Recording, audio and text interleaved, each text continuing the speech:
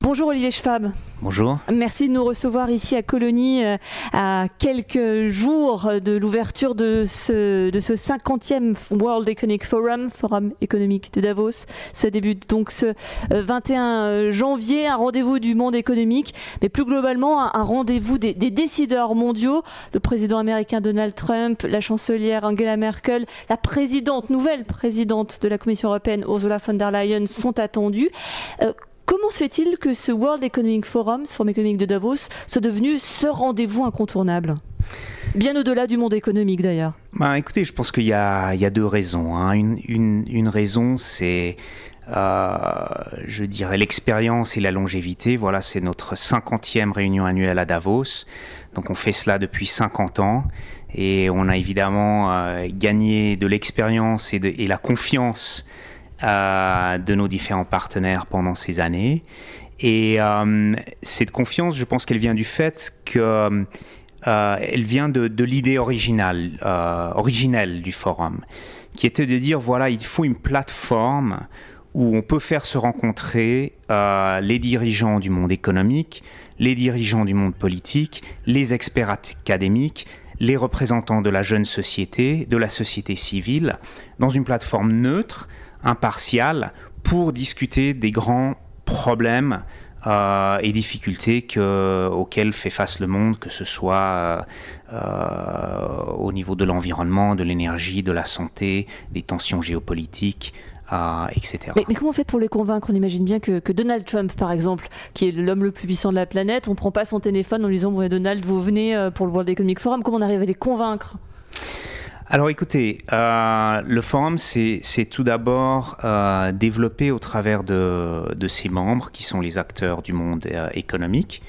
Donc on a à Davos 1000 entreprises qui sont parmi les plus grandes du monde et qui constituent, je dirais, à peu près un quart du PNB de la planète. Donc on a une puissance économique, un muscle économique considérable, et ça bien sûr c'est important pour les décideurs politiques de pouvoir avoir le dialogue avec le monde économique, et c'est ce que nous leur offrons. Un quart du PIB de la planète réuni à Davos. Justement, il y a beaucoup de fantasmes autour de ces réunions entre ces grands décideurs politiques et décideurs économiques. Comment ça se passe ? C'est quand même pas entre un verre de vin et un peu de fromage que l'on discute. Ce sont des vraies réunions formelles ou c'est un peu plus détendu, un peu plus décontracté ? Alors, absolument. Tout ce que l'on fait, en fait, s'organise autour de groupes de travail qui développe un agenda le long de l'année. Et bien sûr, Davos est en fait le moment où toutes nos communautés se rencontrent, et c'est le plus grand événement que l'on fait. Mais pour vous donner une ordre de grandeur, la réunion de Davos ne représente qu'à peu près 10%, peut-être entre 10 et 15% de notre budget annuel. C'est-à-dire qu'on a énormément d'activités au-delà de Davos, que ce soit d'autres réunions dans différentes régions du monde, en Afrique, en Asie du Sud-Est, en Amérique latine, que ce soit des réunions spécifiques sur des thèmes précis, comme le développement durable, comme les technologies émergentes. Et puis on a aussi un centre de recherche à San Francisco, où on fait de la recherche sur le développement de nouvelles technologies et leur impact sur le monde. Parmi les invités cette année, c'est la deuxième fois qu'elle vient, c'est Greta Thunberg. C'est devenu le visage de l'écologie qui demande finalement de moins consommer, de revoir notre modèle de croissance. C'est un petit peu l'anti-Davos quand même, Greta Thunberg. Pas du tout. Pas du tout. D'ailleurs, j'aimerais rappeler que Jacques Cousteau a en son temps participé à notre réunion à Davos dans les années 70. Les thèmes de l'écologie et du développement durable, c'est quelque chose que nous avons toujours mis en avant. Maintenant, il est clair que cette année, je pense que nous sommes à une apogée au niveau planétaire. Sur cette thématique-là. Donc oui, absolument, la thématique du développement durable va être au centre des discussions. Il y a une réelle prise de conscience qui finalement s'est faite je dirais à tous les niveaux. Un peu forcer la prise de conscience. Alors, écoutez, oui, il faut toujours un petit peu faire bouger les choses et nous sommes fiers d'en avoir fait partie. Maintenant, nous sommes dans la situation suivante. Nous avons très peu de temps pour atteindre les objectifs de développement durable qui ont été décidés à Paris en 2015, à savoir de limiter les augmentations de température à 1,5 degré d'ici la fin de la décennie. Donc pour cela, nous sommes en train, avec nos partenaires, de développer un certain nombre de projets. Je vous en donne 2. Le premier, c'est que nous mettons en place une structure de mesure pour les entreprises pour mesurer leur impact environnemental, social et de gouvernance, ce qu'on appelle les ESG, et d'implémenter ces mesures au même titre que les mesures financières. Et vous voyez maintenant un véritable mouvement dans ce sens-là. Vous avez d'ailleurs Larry Fink de BlackRock, un des plus grands fonds d'investissement, qui a envoyé une lettre aux entreprises dans lesquelles ils investissent en leur disant effectivement maintenant il faut prendre ces considérations environnementales dans votre développement. Donc il y a une prise de conscience. Je pense qu'on va dans le bon sens. Maintenant, il y a énormément de travail à faire encore et nous travaillons là-dessus également. Deuxième projet, nous mettons en place une plateforme pour les différents acteurs dans le but de planter 1 trilliard, donc 1000 milliards d'arbres d'ici 2030.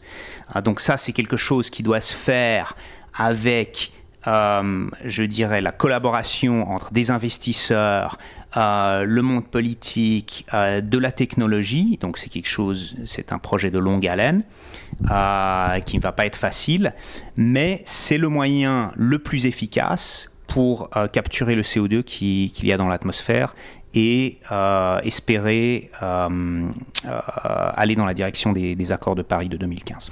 Tout de même, on sait que notre modèle économique, il est basé sur un modèle économique sans parler d'un modèle écologique. Aujourd'hui, les entreprises sont un peu forcées de changer leur modèle. C'est quand même un véritable séisme dans le monde économique qui arrive là concrètement. Absolument. Alors, c'est une vraie mutation. Oui, c'est une vraie mutation. Absolument.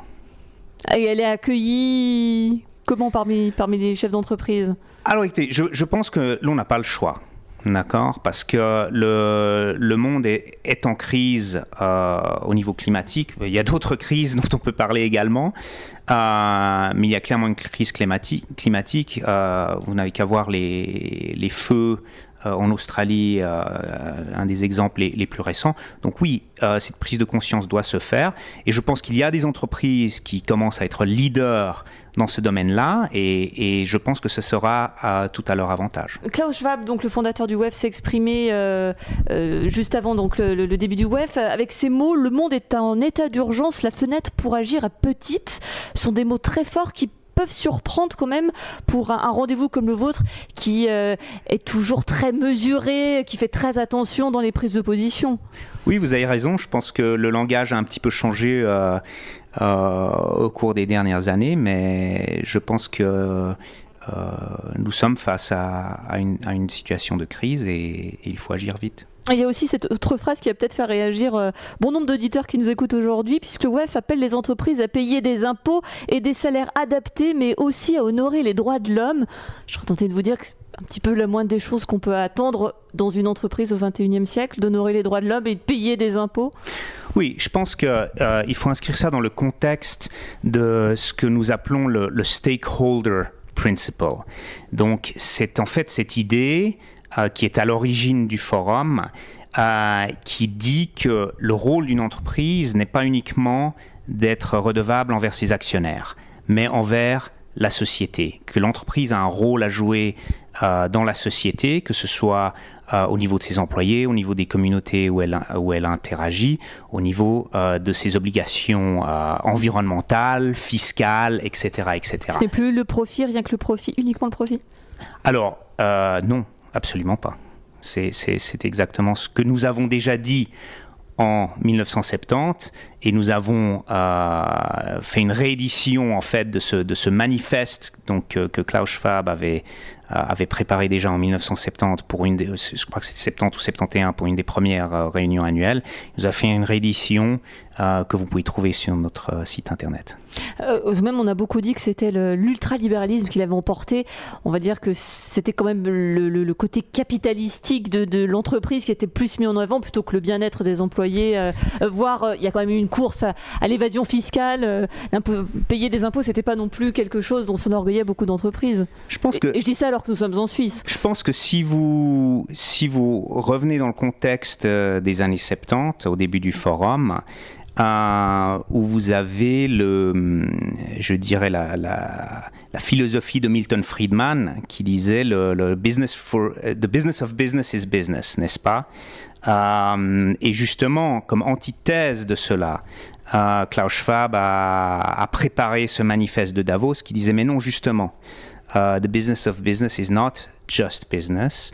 Il s'agit aussi pour les entreprises d'être responsables et c'est quelque chose que nous avons, je dirais, mis en avant tout au long de notre histoire et c'est aussi ça qui fait notre succès. Pour terminer, nous sommes ici à votre siège à Colonie, dans le canton de Genève. Vous partez pour le Forum économique mondial qui est à Davos. Pourquoi donc continuer de partir dans cette lointaine station Grisonne alors qu'on a tout ici à Genève, y compris une vue magnifique sur le lac depuis vos bureaux ? Alors, écoutez, nous sommes très fiers d'être ici à Genève. Je pense que ça a aussi beaucoup de sens parce que nous travaillons beaucoup avec les organisations onusiennes, que ce soit avec l'Organisation mondiale de la santé ou d'autres organisations sur certains projets. Donc pour nous, le lieu Genève fait beaucoup de sens et est très important. Et je pense aussi que le fait d'être en Suisse nous a permis de nous développer où nous sommes aujourd'hui. Donc, je pense que c'est une dimension qu'il faut reconnaître. Maintenant, Davos avait été choisi à l'époque justement parce que c'est un lieu qui est un petit peu en dehors des grands centres de business et l'objectif est que les gens qui viennent puissent vraiment se focaliser sur les groupes de travail et sur les activités pour lesquelles ils sont venus. Elles sont venues. Merci beaucoup, Olivier Schwab, d'avoir été sur Radio Axe ce matin. Et puis, je me permets de vous souhaiter un bon forum. Merci. Merci à vous. Merci à vous.